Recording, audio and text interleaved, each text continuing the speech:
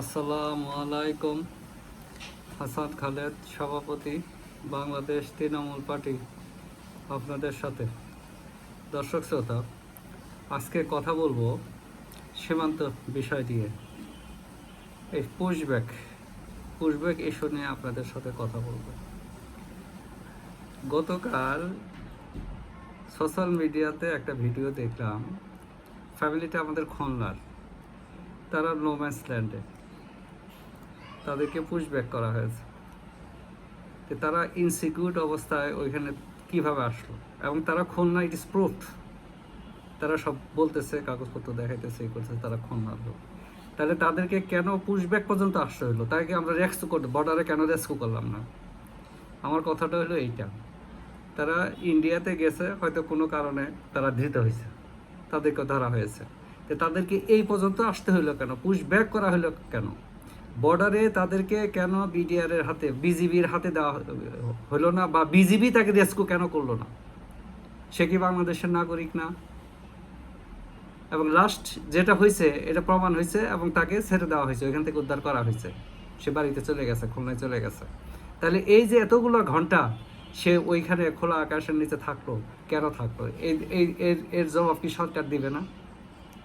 সরকার কিন্তু প্রাচুর্যের না, সরকার হলো জনগণের জন্য কাজ করবে। জনগণ কষ্ট পাবে, ওই সরকারকে কেউ হাততালি দিবে না, ওই সরকারকে কিন্তু তখন মসনদ থেকে নামাবে। এই কাজটা অত্যন্ত গর্হিত হয়েছে, অমানবিক হয়েছে, হৃদয় বিদারক হয়েছে। বাংলাদেশের একজন নাগরিক সরকারের কাছ থেকে কোনো সাপোর্ট পায় নাই, তাকে কেন পুশব্যাক করা হলো? বর্ডারে তাকে রেস্কিউ কেন করা হলো না?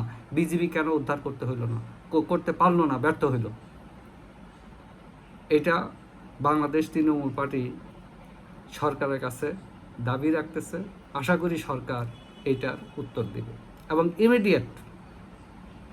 যত পুশব্যাকের চিন্তা হচ্ছে, বিএসএফ যতগুলোকে জড়া করতেছে, এটা সম্মানজনক সমাধানের জন্য সরকারকে দ্বিপাক্ষিক আলোচনায় বসতে হবে এবং দ্রুত সমাধান করতে হবে, যাতে কোনো বাঙালি নাগরিক এই কষ্টের শিকার না হয়, অমানবিক পরিস্থিতির শিকার না হয়।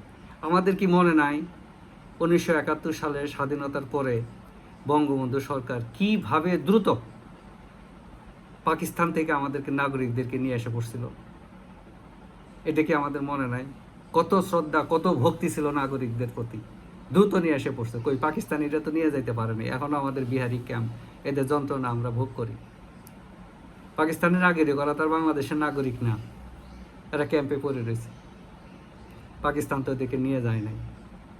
কাজেই নাগরিকদের প্রতি রেসপেক্ট, নাগরিকদের প্রতি মমত্ববোধ, নাগরিকদের প্রতি দায়িত্বশীলতা, এগুলো যদি সরকারের না থাকে, আমি মনে করি, বাংলাদেশ তৃণমূল পার্টি মনে করে, ওই সরকারের বাংলাদেশের দরকার নাই, বা জনগণ দেখতেও প্রস্তুত না।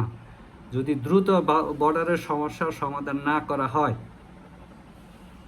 নাগরিক তো থাকতেই পারে, নাগরিক আছে সেটা আমি বলি না, আবার নাগরিক নাই সেটাও আমরা বলি নাই। বাংলাদেশের লোক ইন্ডিয়াতে কাজ করতে যায় বা ব্যবসা বাণিজ্য করতে যায়, বৈধভাবে অবৈধভাবে, এরকম অনেক ইতিহাস আছে, অনেকেই আছে। কিন্তু এখন যাতে, যেহেতু ইন্ডিয়া এখন তাদেরকে ধরে ধরে পুশব্যাক করার চেষ্টা করতেছে, সুতরাং আমরা কেন সম্মানজনক পর্যায়ে যাব না আমাদের নাগরিকদেরকে রক্ষা করতে? যেটা বঙ্গবন্ধু করেছিল, পাকিস্তান থেকে আমাদের নাগরিকদেরকে যুদ্ধের পরে ইমিডিয়েট নিয়ে আসছিল। ঠিক আছে, তৃণমূল পার্টি চায় সরকার এখনই উদ্যোগ নেবে, যাতে ওইখানে যে বাংলাদেশিরা আছে তাদেরকে রেস্কিউ করা হয়, যাতে পুশব্যাক করার সুযোগ ওরা না পায়। আমরা রেস্কিউ করব, ওদের সাথে বৈশা, ওরা যাদেরকে ধরে ওদের সাথে বৈশা আলোচনা করে প্রুফ করব। প্রুফ করা তার কোনো সমস্যা না, এই যুগে প্রুফ করা কি কোনো সমস্যা নাকি? যে যেখানে থাকি, সুস্থ থাকি, নিরাপদ থাকি, প্রত্যেক নাগরিক সসম্মানে আমাদের দেশে ফিরে আসুক, আমাদের দেশে বাস করুক, সরকার তাদেরকে সম্মানের সাথে ফিরিয়ে আনবে, এই আশা করে বাংলাদেশ তৃণমূল পার্টি। ধন্যবাদ সবাইকে।